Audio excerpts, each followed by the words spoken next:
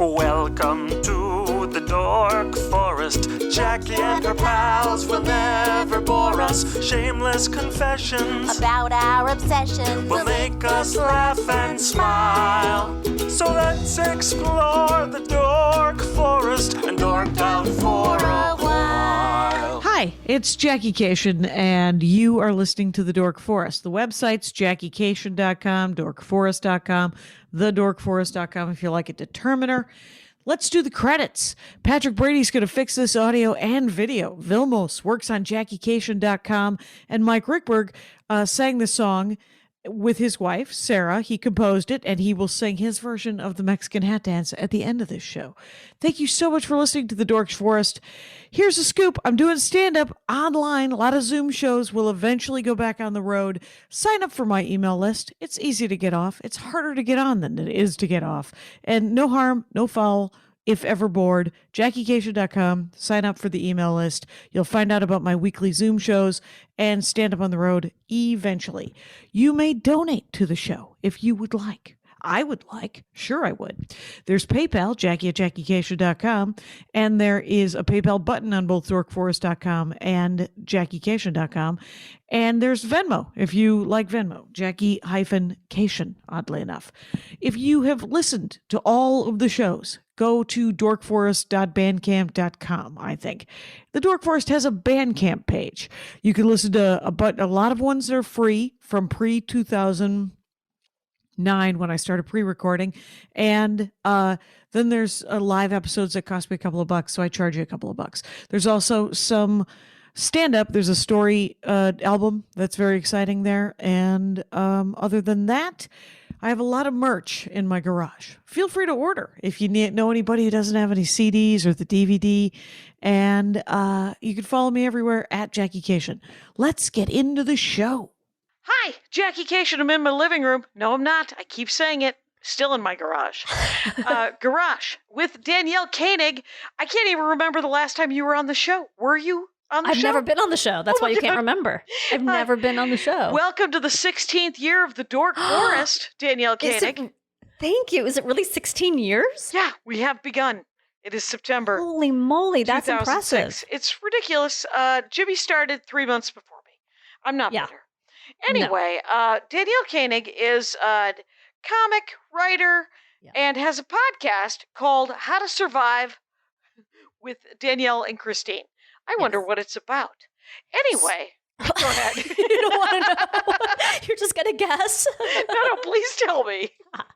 Okay, so it's me and Christine Kimmel. We're pals, and she kind of is scared of everything. Like, every kind of natural disaster, any kind of like possible thing you could think of. I'm not. My fears are just way different. Oh, right. Someone running at you with a knife. Yeah. That's like her fears. Yeah. Okay. All of her things are like that. Mine are just more like internal. But so each week we explore how you actually survive something like that. Okay. Like a natural disaster or being cyberstalked or something. And we laugh about it, but we're actually giving you tips on how to survive it. And then we have a guest on, which hopefully you'll be very soon. Mm-hmm. You were supposed to be, and you were out of town. So, but we're going to reschedule you. But then we have a guest on, and we talk about how our guest survives something. And it's usually something much more lighthearted, more of the humiliating kind. Like, well, thanks for the warning. Yeah, like bombing on stage or how about shitting your pants in public? Falling down a flight of stairs and still thinking I was indispensable. Anyway, yeah. And then so we just talk about it and have fun, and it's very silly, and it premieres not this coming Tuesday, but a week from Tuesday. I believe that's I hope that's the 12th. Same day this will drop. Oh, okay. Oh, fantastic. This will come out the very same day. So Rangers, right after you listen to this, you'll say to yourself, How to Survive with Danielle and Kristine, which is, by the way, podcast How to Survive is the Twitter and Instagram handles. Thank you. So, so super fun. We're very excited, and we have lots of fun guests, and everyone has been just terrific so far, and we can't wait. But you're going to debut it, and then, so you have a bunch in the can, obviously. So. Yeah, we've done 5 at this point, so we'll have 7 by the time we air. That's respectable. That means that you can do it every week for 7 weeks. That's right, and then just give up. and then give up. Just go, that's enough of that shit. Right. Andy started he didn't start it. His buddy Shlomo started it. And it's called Ethics and Video Games. Andy is the video games part of that. But he also has ethics. And that sounds really interesting. It is. It's fascinating because Shlomo's a philosophy professor. And wow. and they both teach at that tech university, New York Film Academy. Oh yeah, I know that. Yeah, I know that place. And they and so in the valley. Yeah. And so they were doing every Monday, I think it was, or maybe every Wednesday, and they've gone to 2 a month. They've gone to every other. And I guess it's intense. Shlomo is a philosophy professor, which means that. Oh, and, so it's too intense for Andy. He can't take it. Well, I think take it all was the talking. I think Shlomo was like, "This is a lot."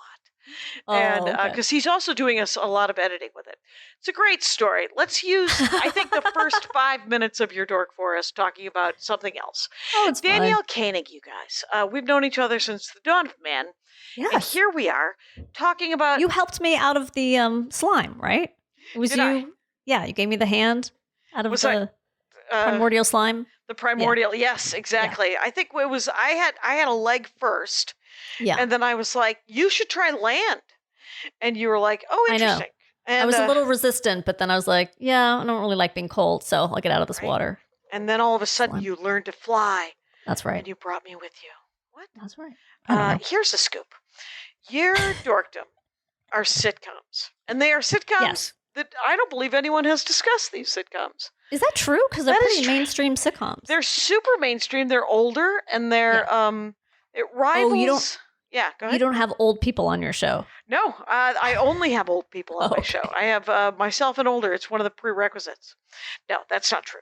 But it was. I think the last sitcom I did was MASH. Yes, and that was with Laura House's partner, who was a trumpet player for Oingo Boingo. Yes, which is awesome. Speaking of the olds, that is an old band who's still rocking though. You know, I think that's one band I regret that I never got to see. Original lineup. I really, really love them. Oh, okay, that would have been fantastic. Andy used to go every Halloween. I know. You know, I think I was actually too young. I think my brother did that. And then. Or maybe I just wasn't going to concerts at the time. I know initially I was too young, and then I probably just wasn't going to concerts. But boy, I wish I had. It's they're going to play, but not the original lineup. I have no idea what that would be, but it would. Danny Elfman on vocals. Oh, really? Okay. And, yes. Do you know who Danny Elfman is? I know his name. He's a musician. Well, he is the lead singer of Oingo Boingo, but he also composes for a lot of Tim Burton movies. You would know him from Batman and right. He does a lot of movies and television. He provides the voice for Jack Skellington. Okay. In A Nightmare Before Christmas. Yeah, in the singing voice. Sorry, not the speaking voice. The singing voice. Oh, interesting that they had two different voices. I'm in the part of show business that doesn't know anything. I love that about you, though. It is. It tickles me. It's it is kind of funny. It's one of the listeners of the Dork Forest. He has compared me to a California historical icon, Huell Hauser. Yes, very who familiar. I think is the Bob whatever of the Happy Tree of PBS not getting shit. So I don't get shit, but that's okay, because then I can learn all about it. There you go.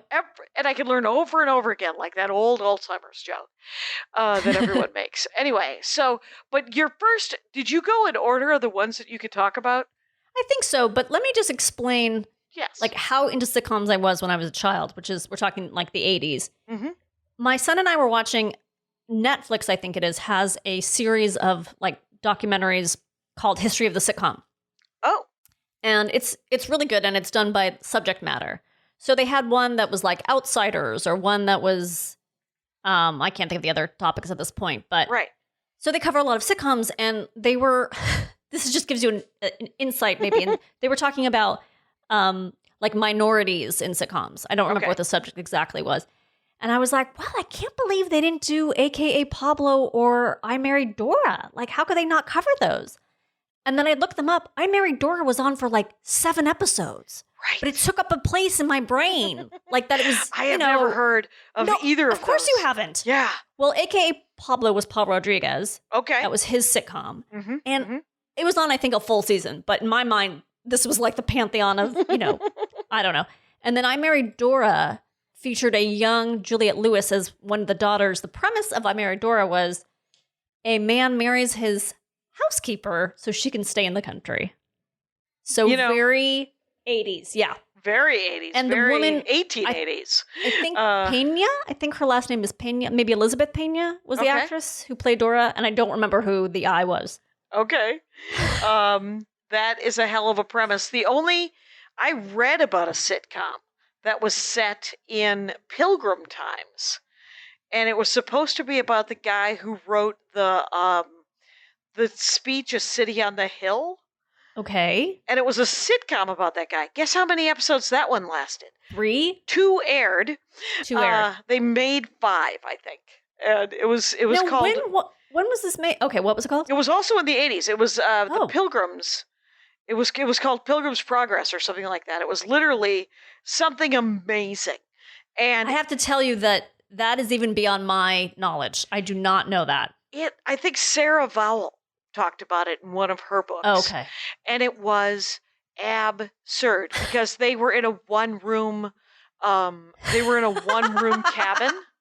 Perfect for sitcoms. Right. And the teenage girl would have teenage girl tantrum and flounce off to her corner of their one room. Well, that's kind of funny, actually.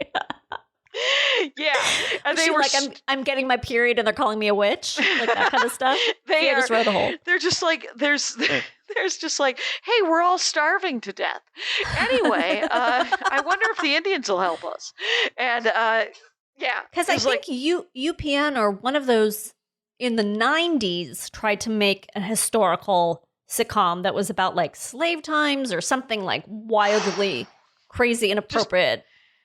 Gave it a shot. I mean, gave it a shot. And hey, look, they got a show of the air.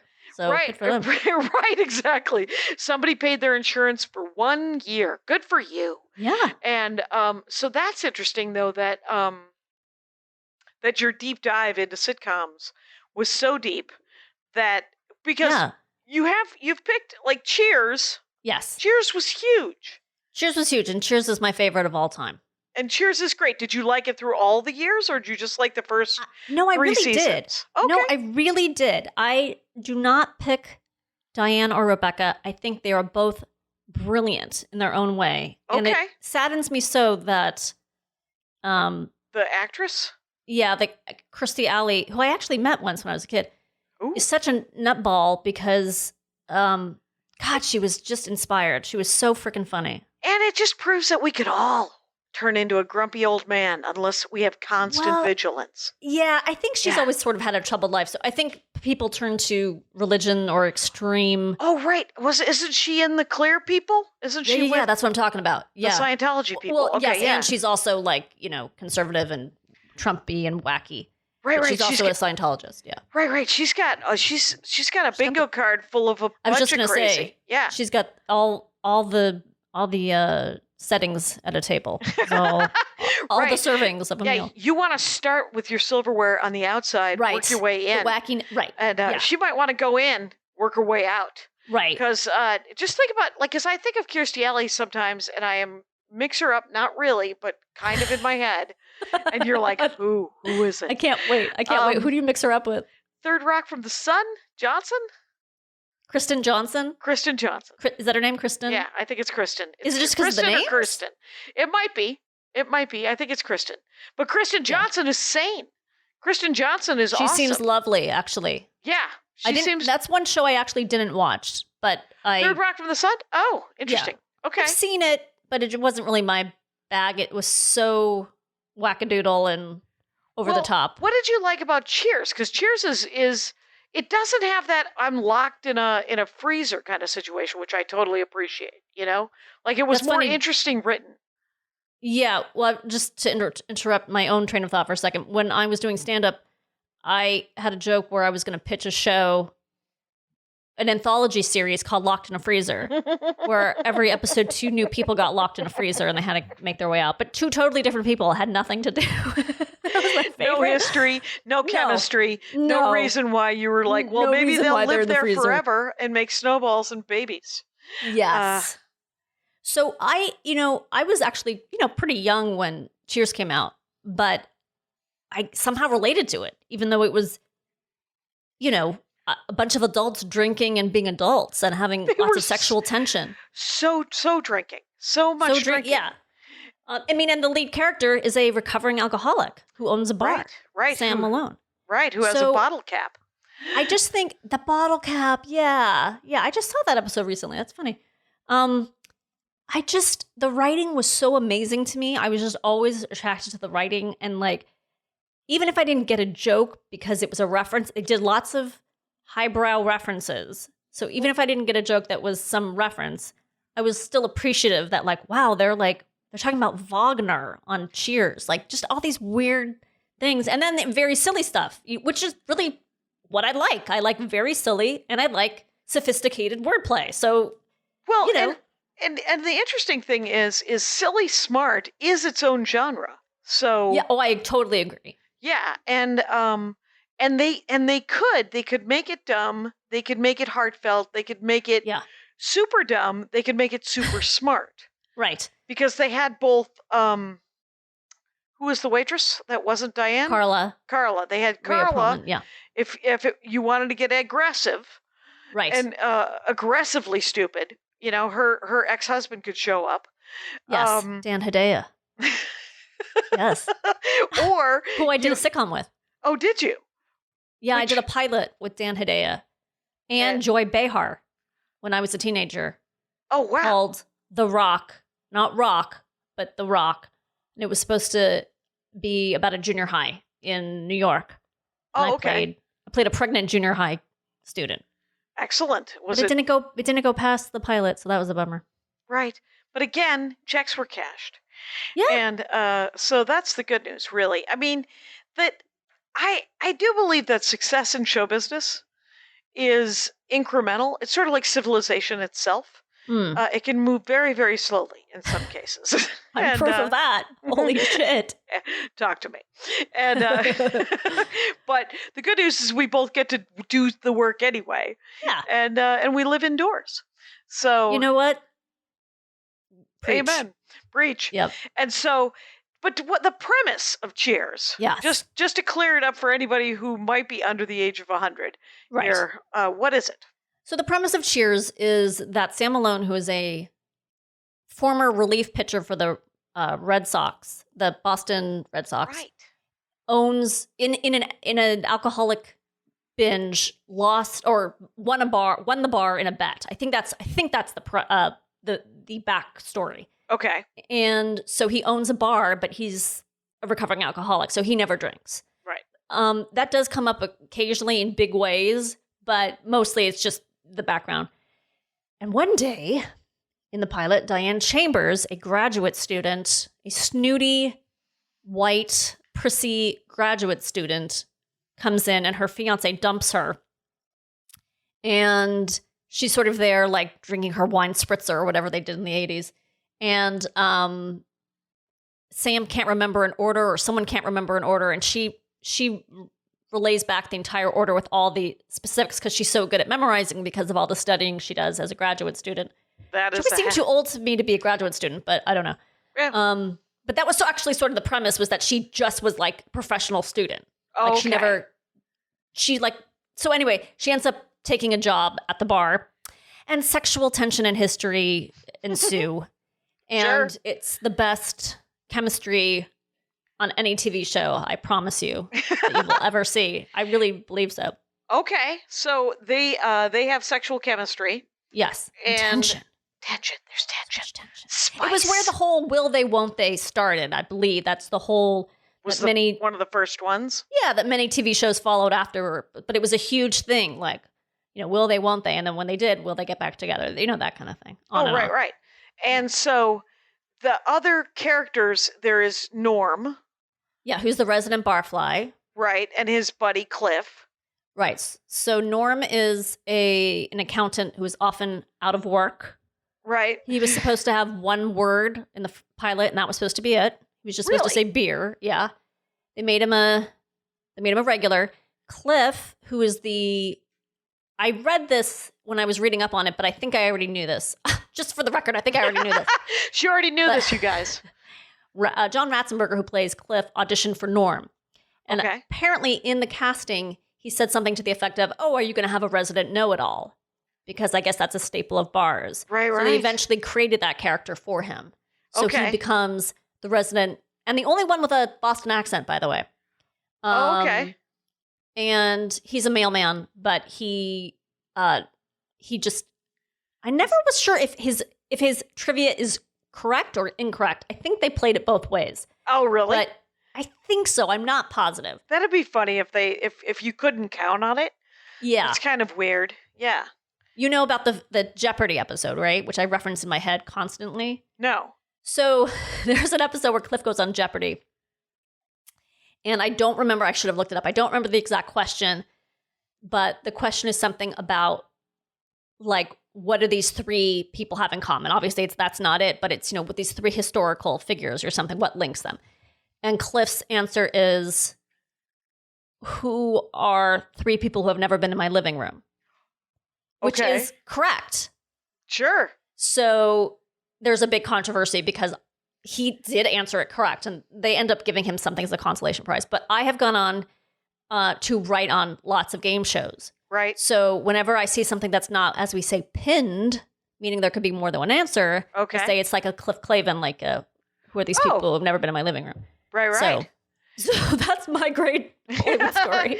That is, but that's fascinating because I don't remember that episode with Cliff. I remember him actuallying everything. He would just be like, just correcting and coming up with a fun fact about different things.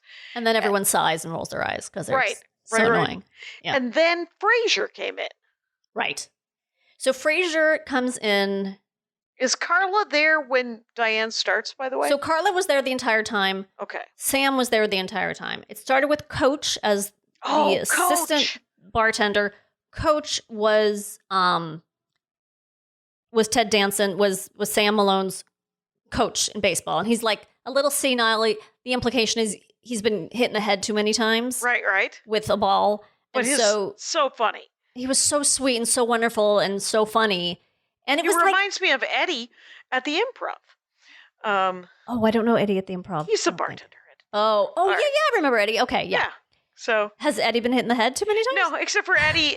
Eddie has a more of a grumpy angle, but he looks just like him because everybody eventually kind of looks like Coach. That's true. As you get older. Anyway. Yeah. So he died in between like season 3 and 4 or something.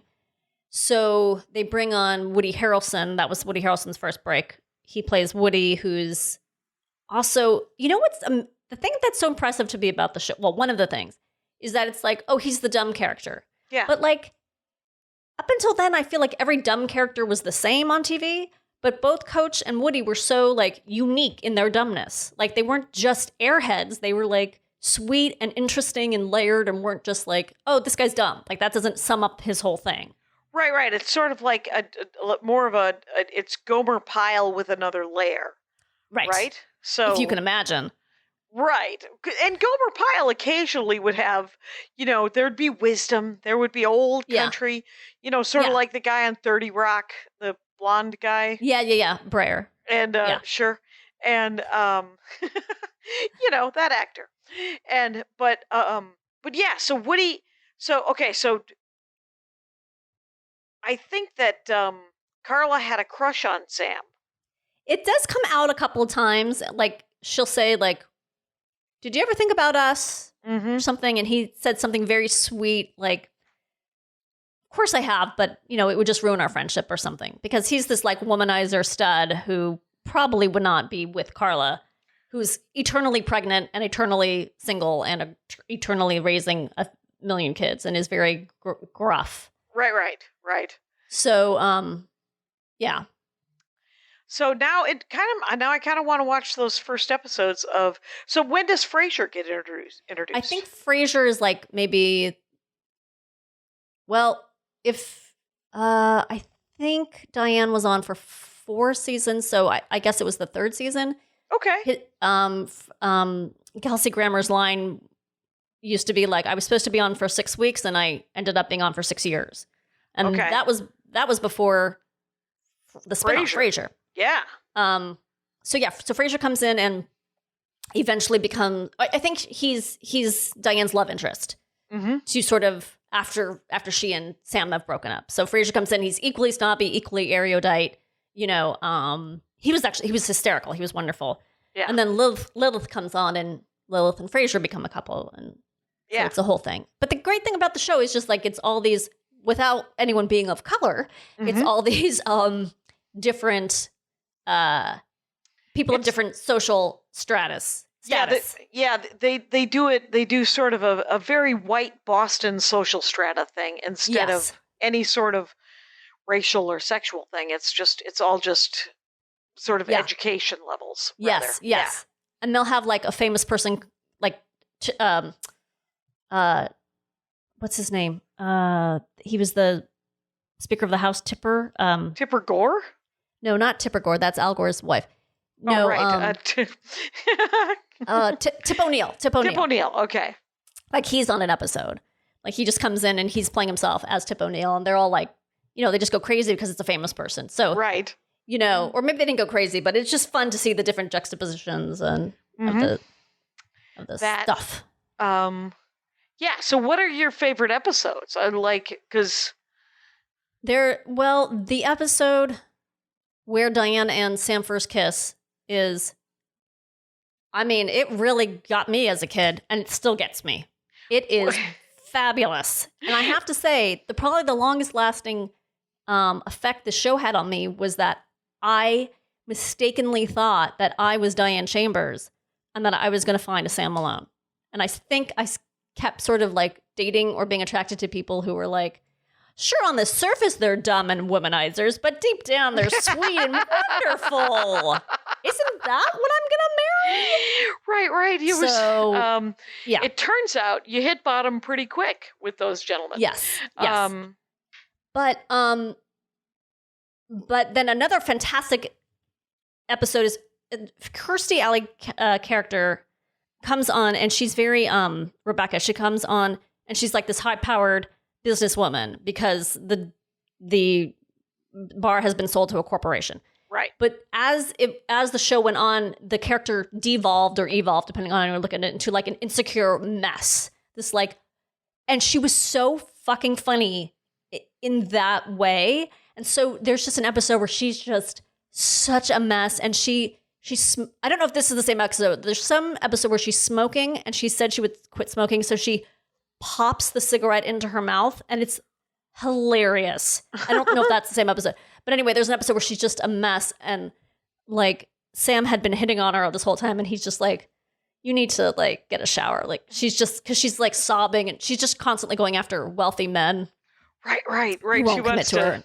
Right, because she wants to get out of this. She's been punished, I think, by giving the management of this bar. Bar with these tacky people, yeah. Yes, and and so she's constantly trying to get out of it, and she's like, "No, this is a fancy event that I'm going to," and this guy owns his own plane, or exactly some of that, right? Yeah, there were a couple of those, yeah.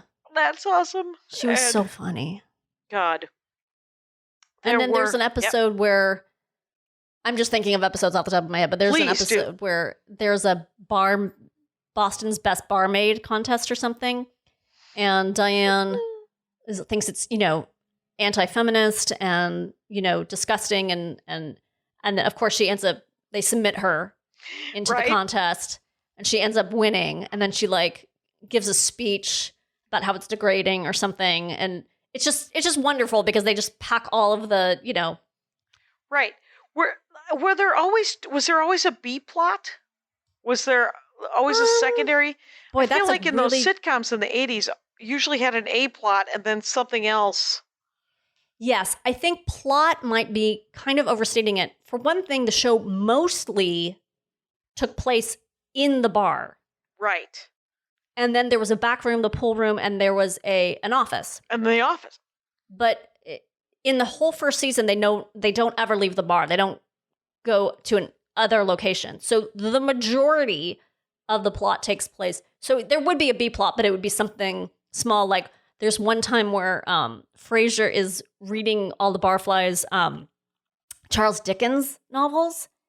And they think it's boring, but then he makes it really scary and spooky. And I think he adds his own stuff or something. And so I remember that being a B plot of just like they're begging him to read more Charles Dickens. Yeah. So stuff like that. And I think, is there a phone booth too? Because I feel like was an episode where Norm is talking to his wife in the phone booth. There is a phone on the wall in the hallway. Okay. And we never see Vera, his wife. We never see Vera? Right. Yeah. It's one of those. It's one of those. It's, and you know what? I did an episode of The Dork Forest about Frasier. So that was one of the last. Someone is obsessed with Frasier. So someone once told me that they think Frasier is better than Cheers, and I thought, well, I don't have any more to say to you. Like, I don't even understand. Right.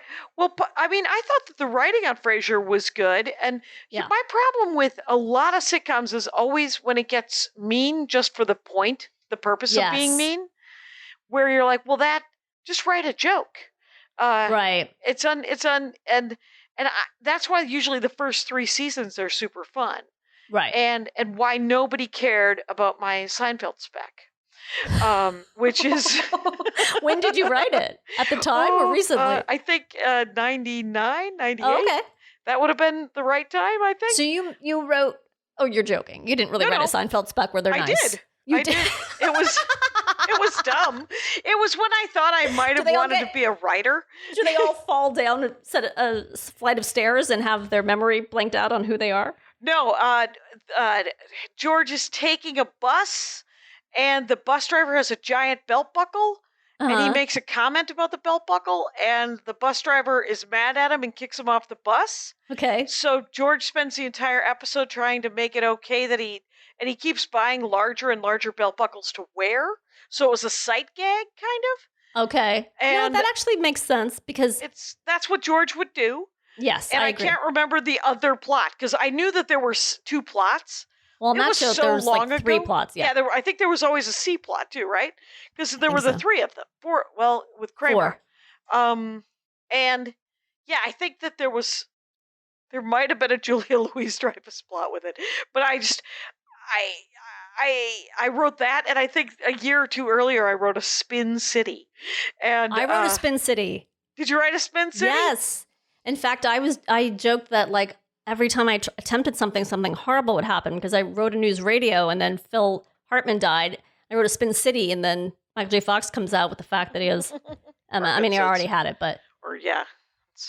But see, I'm such a Cheers freak that when Frasier started and it was him and his dad, I'm like, his dad is dead. They've already established that on an episode of Cheers. Ooh. So it drove me insane. His mother was alive. His mother wasn't dead. Oh. So, because there's an episode where his mother comes on and she is so mean to Diane. She like says all these horrible things behind her back and then acts Who played her? His mom? Do you remember?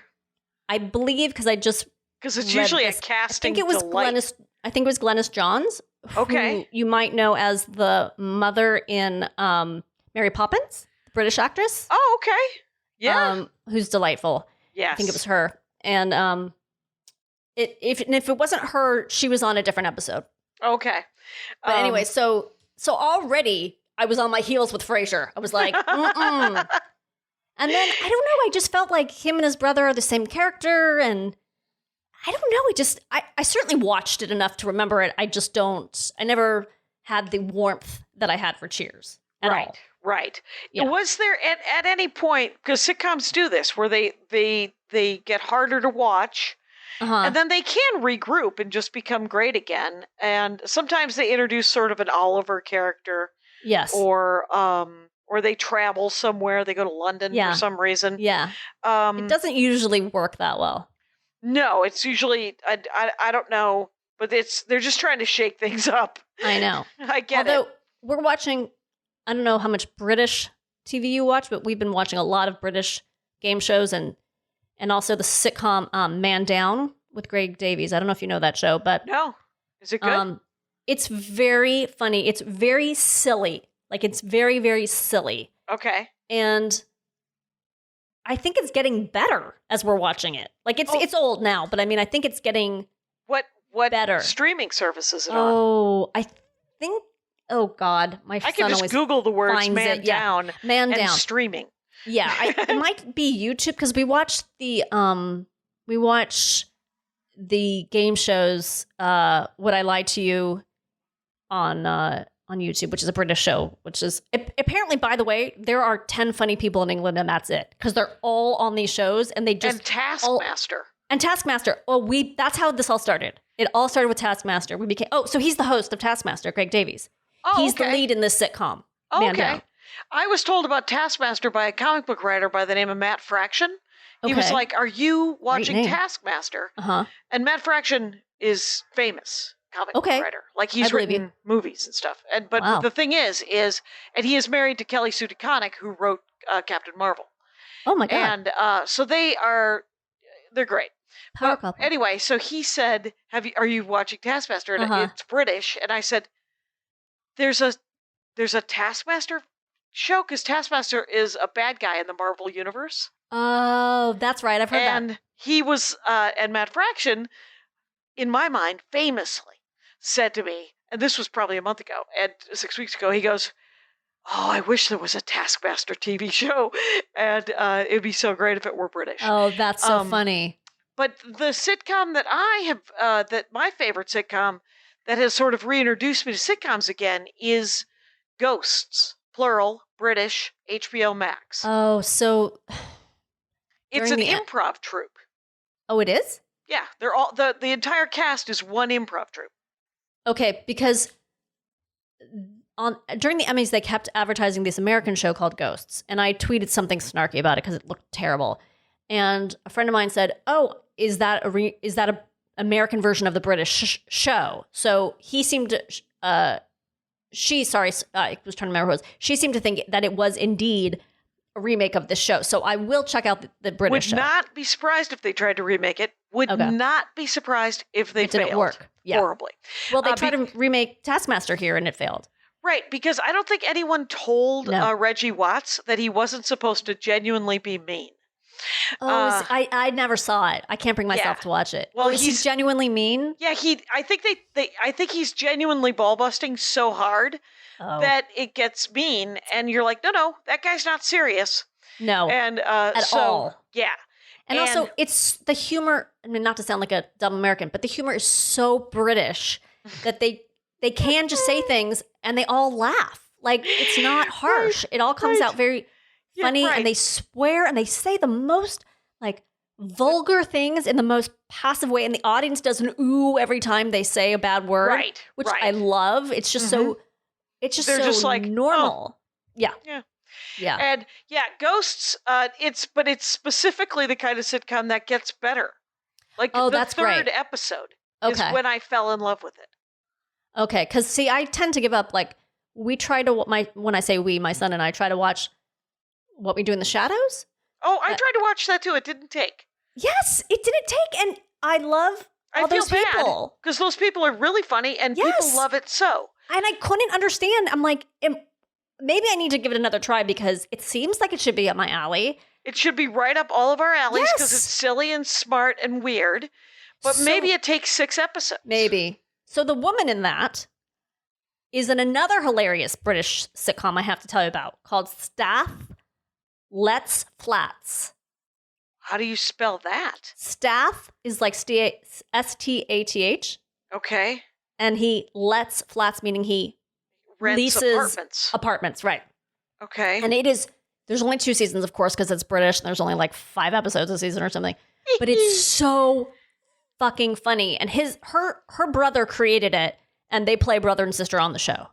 Oh, that's awesome. And it's freaking amazing. It's so funny. And so I will have to Google Stath Lets Flats. Yeah, because I don't remember what it's streaming as well. Ghost is on HBO Max, and it's about a couple who inherits a mansion out in the English countryside. Yes. And there are ghosts that have been there since Neanderthal times. So there's it's the same show then. It's 6 ghosts, and The Neanderthal is hilarious. The member of parliament from the 80s without his pants is hilarious. The Boy Scout troop leader with an arrow through his neck is hilarious. The lady of the house is hilarious. I mean, there's a Regency poet. These things are awesome. Okay. Yeah. So yeah, it's the same show. That's exactly what this new show is. And right. it is smart and funny and silly and heartfelt. And in the basement, it's full of ghosts who were all died and buried in an unmarked grave from a plague. Okay. So they just pop up every once in a while. They have to go to the basement occasionally. And the wife of the couple that she hits her head and then can see the ghosts. Right. That's in the commercial for this new one. And that's the conceit, right? Right. And when it happens, you're just like, oh, I see. And Right. then the next episode, you're like, oh, I'm so on board. Okay. Yeah. So That's good to know because, just the premise of it from the commercial of the American one. I'm not saying it's the same, but I was just like, oh God. Right. So give it, you and your young man, give it 3 episodes. Yes. Okay. Because they're only a half an hour each as well. Yeah, we promise. Oh. So that's the good news there. Okay. And what we have left here is about 20 minutes. Okay. Should we continue to just talk sitcoms in general or just favorite Cheers? Whatever you want. Any more Cheers talk? Any more? Was there any? I don't know if anything specific. Yeah, No. because it's so funny the way the characters change, like over MASH. The way the Alan Alda character just becomes so much more serious. Well, because he's so lascivious, right? And then he becomes like the conscious of America. Right. Though, of course, we went through many MASH episodes and we came to the conclusion that MASH was dealing with violence and war. Didn't have a lot of time for sexism and racism. So had some time for sexism. I was going to say. Almost no time for racism. Just 2 or 3 episodes where they cast Filipinos as Koreans. Right. And, or which was whoever probably was hanging around. considered progressive at the time. Yes. That it wasn't an American. Right. Just all. Right. It wasn't Ricardo Montalban. Right. And Right. Or Mickey Rooney. Yeah. Well, I used to have a joke in my act where I said, there's that one episode of MASH where it's intolerably hot, and then there's another episode of MASH where it's intolerably cold, and then the rest of the episodes are just intolerable. I love MASH, but I have a sort of hate love with it. But I mean, I really did like it, but it didn't need to be that long, for one thing. Can you hear my neighbor's gardener or yes. no? Okay. Yeah. Turns out I'm going to take a small break right here. Okay. And close this door. Okay. Are we pausing? Should I stop the thing?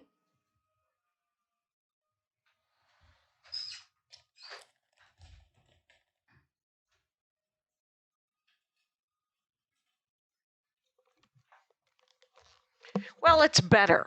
Let's just say that. It'll be slightly better. Okay. And maybe Patrick Brady could take a sound profile of that noise and then remove it from the rest of the show. Is that a thing?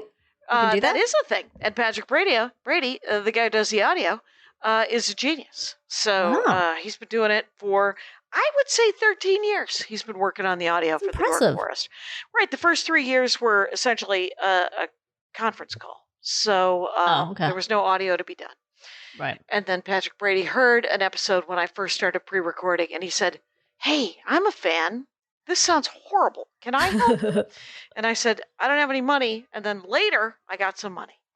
So that was nice. There is some money in exchange of, even though he's married now, I assume every January he's just going to go, "We're going to have kids. I have a real job. I make a lot of money. Why am I still doing this?" But he doesn't every January so far. Nice. Let us knock on wood. That's when your season starts? January. Well, that's when I pay him for the year. I pay him for the year, and I started paying him for the year so that he could throw it at a credit card. Because it wasn't that really much smart. money. Yeah. Okay.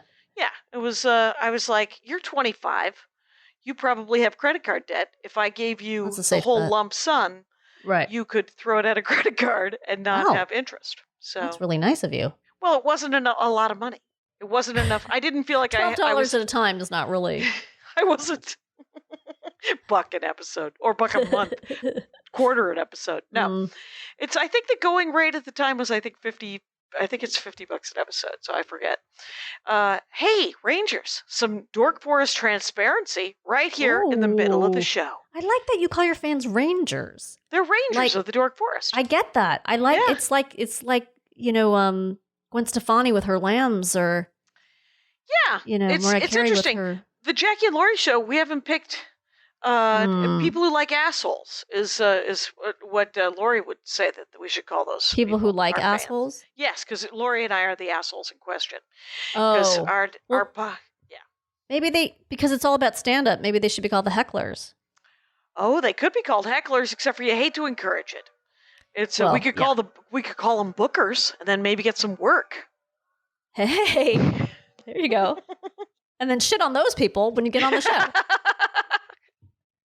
It sounds like an air raid is going on at your house. Well, here's the thing about Van Nuys in 2021 is, do you remember Hanoi in 1974? Well, there's some comparisons. Yes. You've heard tell. Van Nuys is right now a great place to learn how to fly a helicopter. Yeah. And, the Civil War, we're real close to it here. We're real close to it. Oh, I grew up in North Hollywood, which is, for those outside of the city, is very, very close to Van Nuys. And so I'm quite used to helicopters. And where we live now, there's constantly helicopters as well. So we live in between a hospital, Van Nuys Airport, Burbank Airport, another hospital, and a police department. Oh, my God. So it's just constant sirens? Constant helicopters and sirens. And I don't know. It's you get kind of used to it, and you get kind of, except for occasionally you're just like, what's happening? I know. Like when the cops are going a little too low. I know. And the one time they were looking for a guy in my neighborhood, and so I wasn't allowed to drive in off of Van Nuys Boulevard. Mm-hmm. They're like, the neighborhoods, we're going house to house right now. And I was like, oh yeah? I got a pot roast in the oven if you could. It's low and slow, but if you could. I just was going to, I was just going to go to the grocery real fast, and now I'm not going to be. When do you think this will be done? He's like, well, we have to catch the guy. And I was like, all right, try not to kill him. We actually, a few weeks ago, went outside because we're like, okay, this is more than normal. And then, the helicopter was extremely close. So what are you going to do? I don't know. What are you going to do? City living. That's what you do. You live in a city. Yeah. You gotta be aware. So, and now the dog's doing something weird. We have a dog. Anyway. Is the dog new? The dog is a COVID dog. We got him on Valentine's Day, right around Valentine's week, 2021. And so we've had him for 8 or 9 months. His name is Gordy. And he is an 8-year-old Chihuahua mix. Because we had a choice between Chihuahuas and pit bull mixes, and I would like to be able to win a fight with a dog. I am going to fight a dog. Can I pick you up? Gordy, can I pick you up? Oh, hi, Hello, Gordy. How's it going, buddy? How's it going? You're a good doggo. Oh, my goodness. Kissed on your head. So He's got a little bean head that likes to be rubbed. And then he likes a chin rub. And then it turns out he doesn't like me at all. What? Oh. It was my greatest fear, was that the dog wouldn't like me. And of course he loves you. Look everyone said, will you have treats? He will like you. He is a dog. Yes. And they're simple, but wonderful. He's a simple and wonderful animal. Anyway. Well, I'll tell you a little story really quick. Please. Because one of the other shows we were possibly going to talk about was Family Ties. Right. And again, I was the same age. They came out at the same year, and I was obsessed also with Family Ties and Michael J. Fox and the whole thing. And Michael Gross. What year did that come out? 82, I think. Okay. So, and it it was on for quite a long time, 7.5 seasons or something. Wow. So, for those in your audience who might find this interesting, my dad was on Star Trek, the original Star Trek. He played Chekhov, and his name is Walter Koenig. I got to meet him one time, and it was very exciting. I've met him several times since, but that first time sticks in my mind because I was so nervous and I could not make eye contact. Was that at our wedding? No, it was at a stand-up show that somebody went up and called him out in the audience. Oh. And you came over to me, and you will not remember this. I will always remember this. Oh. We were in the basement of Luna, maybe? Whatever. Uh-huh. It was where Uncabaret used to be. Mm-hmm. And so you came over to me and said, I can't believe she did that. I'm not introducing her to him, but I know that you'll want to meet him, and I'm going to introduce you. And so I met him very much. I was very stiff, and I said, I enjoy your work. And then he made eye contact with me very briefly and then kept moving. And I did not doubt. He was very nice. Oh, well, yeah, he's, like anyone, he's got his moments, but he's generally very nice. He is your father. So all of that just to say that I ended up, and it actually wasn't because of him, believe it or not, but I ended up being an intern on Voyager. Oh, okay. It actually had nothing to do with my dad. It was a totally separate thing. But I just felt like, I should make a disclaimer of that. I don't know. Basically, the only nepotism I've ever received was that my dad got me a job working in a comic book store on Ventura Boulevard. That was literally the sum total. That was him using his power. And he had to, because I didn't know anything about comic books. I would just sit there reading the Far Side cartoon, and then people would ask me, where's such and such, and I would just point.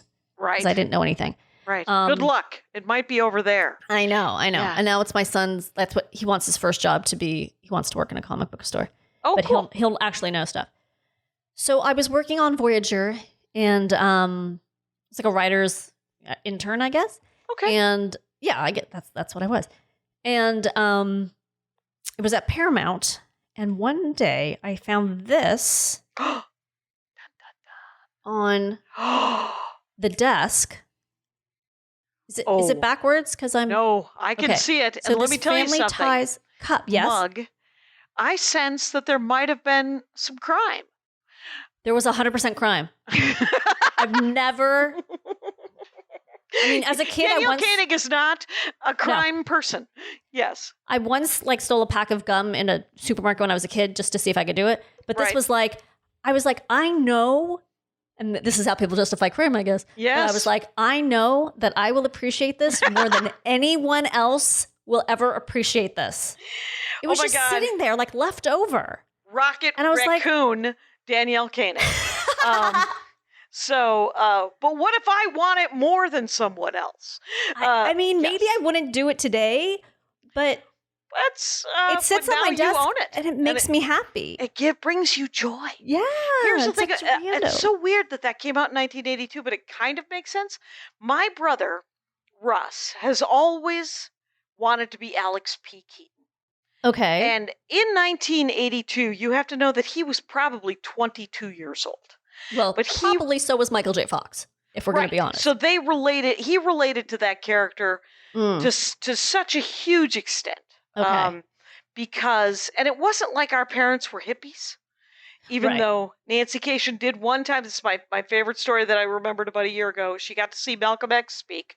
Oh my God. Yeah, by accident. She went to a dance, a biracial dance in the 60s that she could not tell her parents she was going to. Okay. But it was just a trick to get the kids in Milwaukee to come and hear Malcolm X. It was more than a trick. There was a dance.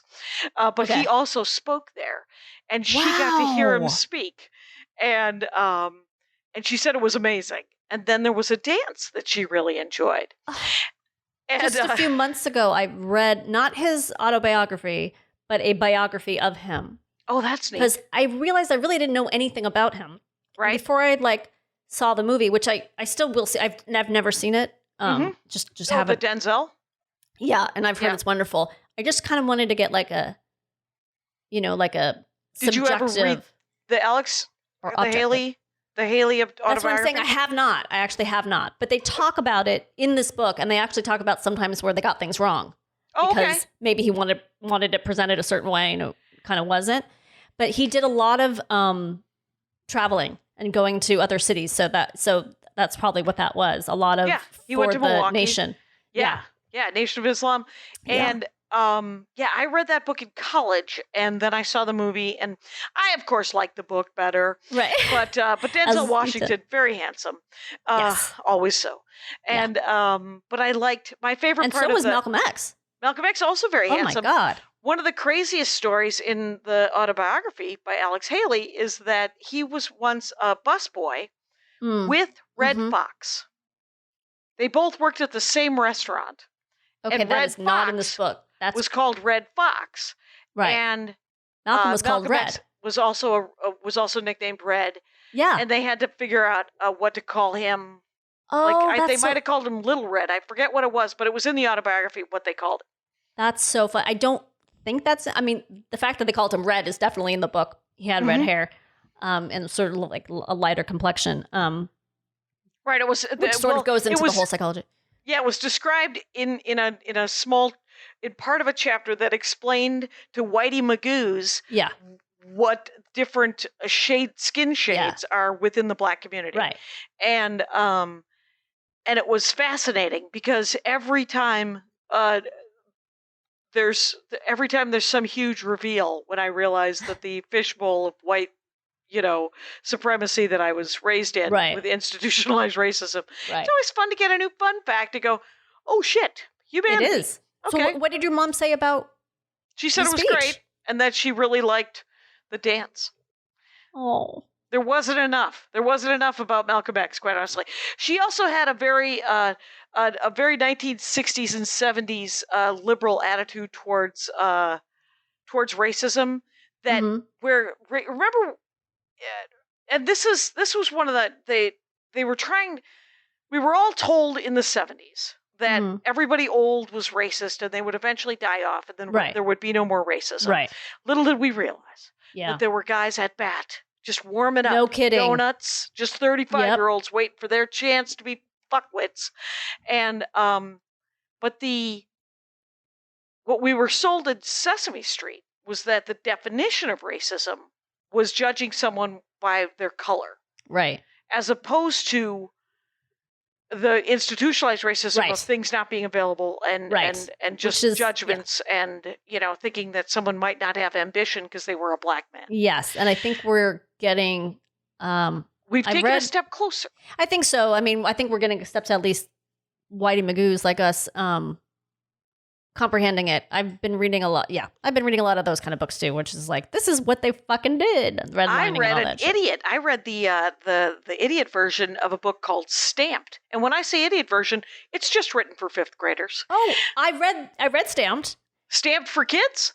Or Stamped for adults? I've seen that there's a kids one. I started with Stamped for Kids because my friend teaches 5th grade, and she's teaching that book. And I was like, let's start at the beginning. Yeah. I will read the teenager one next, and then I will read the adult one, and then maybe I might read Cast.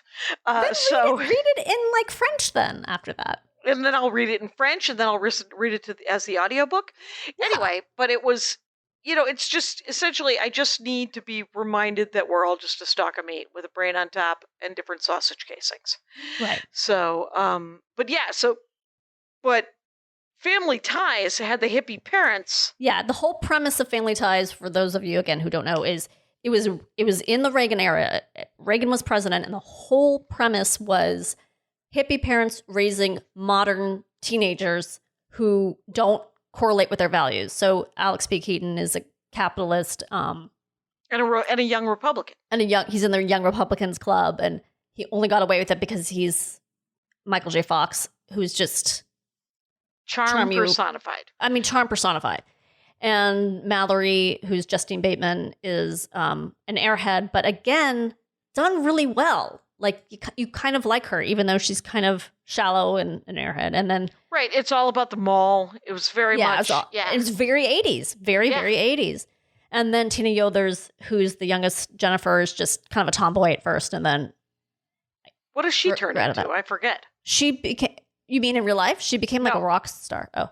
I don't know that either. What did her character turn into, and then what is that young woman doing now?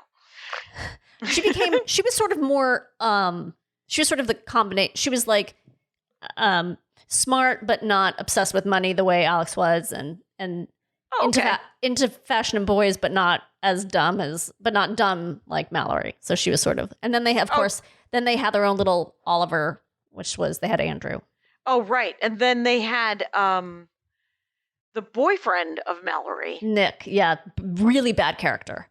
like kind of just an ant in the fly in the Chardonnay of Right. I remember how handsome characters. he was. That's what there was a time when Did I you think he was really liked handsome? there was a time when I really liked that scruffy like a hacky curly sack mullet? dude. Yeah, That's I your liked thing? a curly mullet. Mullet. It was Okay. It was a curly mullet. Yeah, a lot And of muscle tees, as we called them. Oh, did you- Sleeveless T-shirts. Sure. The Yeah. sleeveless T-shirt guy. Where sometimes I always wondered why it was cut out so like you were going to get a lot of side boob. I hate that. When I see that on men, I fucking hate that. First of all, I don't want to see a man in a tank top regardless, but I really don't want to see nipples. I don't want to see your bones. What about no short shirt? Just go I'd no probably shirt. rather see that than the tank top. Yeah. All right. Yeah, I think so. Note to self, you guys. Hey, by the way, I am talking with Danielle Koenig, who has a podcast that just came out this very day, and it's called Podcast How to Survive. Well, the show is called... Right, but that's the handle. The handle is Podcast How to Survive. Yes. The name of the podcast is? How to Survive with Danielle and Kristine. And Kristine is my friend Kristine Kimmel. Yep, who and you have guests. Is also a writer. And we have lots of guests, yes. And that'll be super fun. Yeah. And that is awesome. So I would say this is that I liked Family Ties a lot just because of its heart. Yes. And that it really did sort of touch on the politics of the day. Yes. And try to get to some humanity behind it. Yeah. By the end of it, I stopped watching it. I stopped watching almost everything. Okay. The 80s were a little blurry for me. I was mostly drinking and trying to get laid. And Gotcha. I was much older than you. I was a little older than you. So there was, I was on task. So the 80s, as I like to call it. Very, I don't know if you guys remember how much of a romantic I was in the 80s. Oh. I was on task. You were... That is not you were romantic just counting at all. numbers. I was just notching doing shots and trying to get some work done. Anyway, is that what we're calling it? Getting some work done. But the weird thing is I forget how how Alex P. Keaton's character ends up at the end of it. That's a really he's in good question. college, right? Yeah, he goes to college. He goes to Leland College. I'm not sure if that's a real college or not, but he does. It's not like Buffy the Vampire Slayer where it all kind of goes south, and you're just like, why is she even in college? I don't remember how it ends. I'm trying to remember if they did like a flash forward. They were big on flashbacks. That was a show that like perfected the flashing back to episodes they'd previously done, and in fact, I'll never forget. Justine Bateman hosted SNL. And she introduced the sketch by saying, sometimes we do flashback episodes because we get paid the same and we don't have to film anything. And then they did this hilarious sketch where they just kept flashing back within flashbacks. But they were doing Family Ties and Victoria Jackson was Jennifer. And she was herself. And I'm sure Dana Carvey was Michael J. Fox and he was hysterical. It's a really good sketch. It's a really funny sketch. They just flashback with him. What band is Victoria Jackson in? No. What? Victoria Jackson isn't in a band. Okay, wait. The woman who played... Tina Yothers, who played... Tina Yothers, that's right. Jennifer. Yes. I don't know. I don't know the name of it, and I don't know if it still exists. I know it was like... The big deal was like after Family Ties, she was in a band. She decided to be in a band. Yeah, and she wore a lot of like eyeliner. That's all I really remember. Who wouldn't if they had the good eyeballs to do it? Yeah. Always curious. and I'm always incredibly shy to ask about a band because that is always going to be the answer is like, what? Yeah. No, I'm not very music savvy either. But you know who Victoria Jackson is? You don't know who Victoria Jackson is? Not she offhand. Was on SNL. She had the high-pitched voice. She was the blonde, always played dumb characters. She's a lunatic. Does she live in Nashville and she's a lunatic? She's a complete lunatic. Right. I met her in Nashville. Oh, you did? And because she came to Zanies when I was opening for Maria. Oh, and, was this recently? Yeah, probably 2 years ago, 2 or 3 years ago. Yeah, and she seems like she's a little bit of a tinfoil hat. I think she's invested in tinfoil futures. Okay, yeah. So she's like a Trumpy, wacko Christian, but sort of prejudiced Just hateful. mean and weird. Uh-huh. Okay, Yeah. we can leave it at that. Yeah. So it won't be on the Dork Forest. One time had a person ask if they could come on and talk about racism on the Dork Forest. And I was like, nope. Wait, like that's their fun hobby? That was their dorkdom. Yeah. Is racism? Yeah. And I was like, not I know wait. you're kidding, but you're not kidding. What was the context? Like, what would the context have been? I'm pro-racism, or I'm... Yeah, something like that. Like the history of racism and why it is value it? right or something. And I was like, we don't have to keep talking. Because I know that they was were this person someone you knew? Yeah, it was a comic, not someone I knew well. I can't even remember the name of the guy, but it was shockingly a male comic. What? And then, I know, and then shockingly a button pusher of a dickweed. And so I was he a like, Wiggly comic too? Shouty Wiggly? Don't know. Can't remember. I love how you describe those comics as Wiggly comics. Jimmy and I will sometimes reference that. It's like, oh, he's like a Wiggly comic? Is he? Like Jackie says? I said Shouty and Wiggly to Brian Regan, and he said, I'm Shouty and Wiggly. Yeah. And I said, yes, but there's writing behind it. It's not just shouting and wiggling. Yeah, he's the exception, but he's brilliant. But he is Shouty and Wiggly. Shouty and Wiggly. I mean, yes. He's very funny, though, and very smart. And it wasn't him. His dorkdom, the Brian Regan Dork Forest, if you want to, is line being nervous about what sort of things are happening in lines. He has line anxiety. He wants, you know how there's the one line at the bank? He would like everything. Andy has the same thing, where you pick the wrong line at the grocery store. Uh-huh. And Andy once called me from the grocery store and said, I don't know how long I'll be. Because he just kept getting in the wrong line. Yeah. And I was like, that's great. So anyway. Brian Regan's actual episode is he's dorky about lines? Line anxiety. Okay. That's great. Pretty amazing. I'm sure it's hysterical. It's a really wonderful episode, quite honestly. There's so many great episodes. One of the best. Your episode has been one of the best. We've gone over an hour, just so you know. Uh-oh. You'll have to come back and talk about Bosom Buddies, which is an amazing television program. I will. And we 100%. Should have Kristine on to talk about whatever the heck she wants to talk about, because you have a new podcast called How to Survive with Danielle and Kristine, and people should listen to it. Yes, I appreciate that. I think they'll have fun and learn something. Rangers, you know the rules out there. Take care of each other. My hat, my hat, my hat. They're dancing around my hat. My hat, my hat, my hat. Well, what do you think of that? If it looks like a Mexican hat dance and it sounds like a Mexican hat dance, it's most likely a Mexican hat dance. So take off your hat and let's dance. Yay! Oh my God. Why don't we just call that as the end of the show?